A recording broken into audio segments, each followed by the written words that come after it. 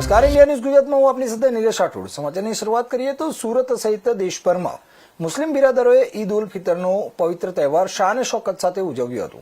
રમઝાન માસ પૂર્ણ થતાં જ સવારથી સુરત શહેરમાં ઉત્સાહનો માહોલ જોવા મળ્યો હતો. શહેરની મસ્જિદો અને ઈદગાહોમાં નમાઝ અદા કરવા માટે મોટી સંખ્યામાં લોકો ઉમટી પડ્યા હતા. વિવિધ વિસ્તારોમાં મુસ્લિમ ભાઈઓએ એકત્ર થઈને ઈદની નમાઝ અદા કરી હતી અને એકબીજાને ઈદ મુબારક કહીને શુભેચ્છાઓ પણ પાઠવી હતી.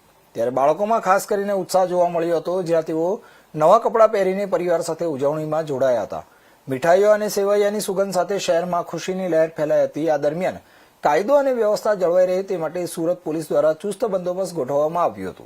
સંવેદનશીલ વિસ્તારોમાં વધારાનો પોલીસ કાફલો તૈનાત કરવામાં આવ્યો હતો, જ્યારે ડ્રોન કેમેરા, સીસીટીવી અને સતત પેટ્રોલિંગ દ્વારા શહેર પર નજર રાખવામાં આવી હતી.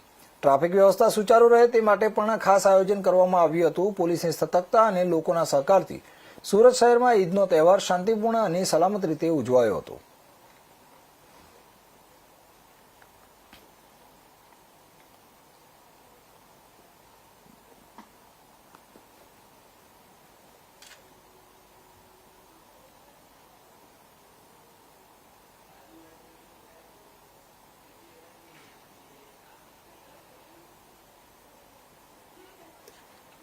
તો વડોદરા શહેરમાં મુસ્લિમ બિરાદરોએ